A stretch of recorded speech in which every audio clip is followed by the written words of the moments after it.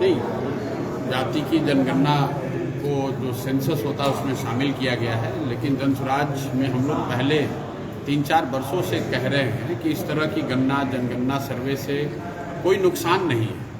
जनसुराज इसके समर्थन में पहले से रही है। बिहार में तो ये मुद्दा पिछले 4 बरस से डिस्कशन में है, लेकिन साथ में हम लोगों ने हमेशा ये कहा है कि सिर्फ गणना हो जाने मात्र से समाज की स्थिति नहीं सुधर सकती है। और इसका सबसे बड़ा जो इसके पक्ष में है उनके लिए ज़्यादा राजनीतिक मुद्दा है, बजाय इसके कि ये वो टूल बने जिससे समाज की बेहतरी हो। यादव कह रहे हैं कि समाजवाद की ये जीत है, लालू प्रसाद यादव की जीत है, वो पटाखा भी भाई देखिए, ऐसा है, तेजस्वी यादव जी कुछ भी कह सकते हैं। मैंने पहली बार कहा कि समाजवाद मेरा है।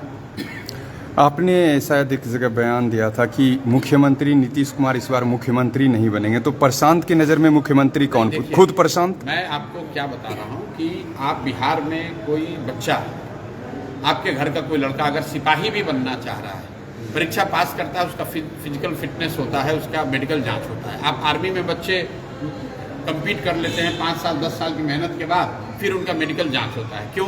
क्योंकि ये तय किया जाता है कि शारीरिक मानसिक तौर पर आप उस जिम्मेवारी को लेने के लिए फिट हैं। तो एक सिपाही बनने के लिए, शिक्षक बनने के लिए, सेना में भर्ती होने के लिए आपको फिजिकली मेंटली फिट होना है। और 13 करोड़ लोगों का जो मुखिया है, वो उस आदमी के स्वास्थ्य को लेकर घर घर चर्चा हो रही है। ये चर्चा हम नहीं कर रहे हैं, ये चर्चा सबसे पहले सुशील मोदी ने शुरू की है। नवंबर 2023 में आप जाकर वीडियो देख लीजिए, विधानसभा के सामने खड़े होकर उन्होंने कहा कि नीतीश जी को लगता है कोई मानसिक गंभीर बीमारी है।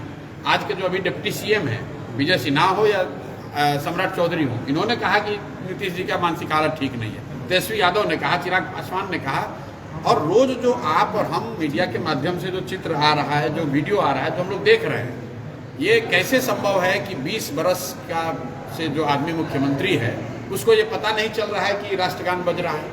ये कैसे संभव है कि वो सभाओं में जा रहे हैं, शोक सभा में तो वहाँ ताली बजाने लग रहे हैं? तो कहीं ना कहीं नीतीश जी की जो मानसिक स्थिति है वो सही नहीं मालूम होती है। और मैंने ये कहा है कि जरूर सरकार को, ये नीतीश जी के हक में है, सरकार के हक में है कि एक मेडिकल बुलेटिन जारी किया जाना चाहिए कि नीतीश कुमार मानसिक तौर पे स्वस्थ हैं।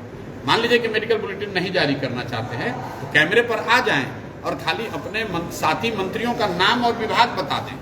नीतीश कुमार अपने साथी मंत्रियों का नाम और विभाग नहीं बता सकते हैं तो 13 करोड़ लोगों के इस राज्य को कैसे चला सकते हैं, कैसे आगे बढ़ा सकते हैं?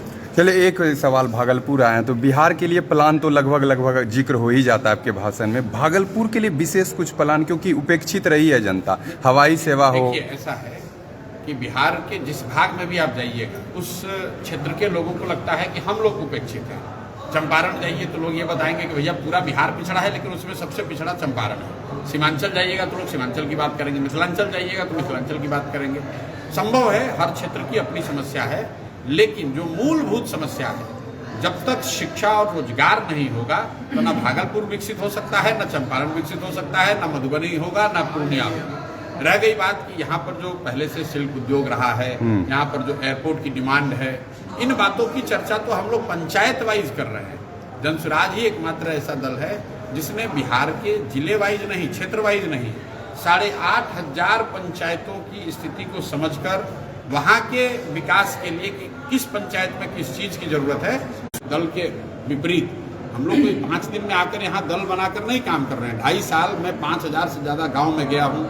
जहाँ पैदल नहीं पहुँच पाए वहाँ पर गाड़ी से जाकर सभा करके लोगों की समस्या को समझ रहे हैं, और पूरा एक पंचायत का 10 साल के विकास का योजना बनाए हैं कि कैसे हो सकता है। लेकिन ये तब संभव है जब बिहार की स्थिति सुधरे, बिहार में शिक्षा रोजगार की स्थिति सुधरे, भ्रष्टाचार खत्म हो, तभी आप पंचायत या प्रखंड, जिले या क्षेत्र के विस्तार की और विकास की बात कर सकते हैं। ठीक है।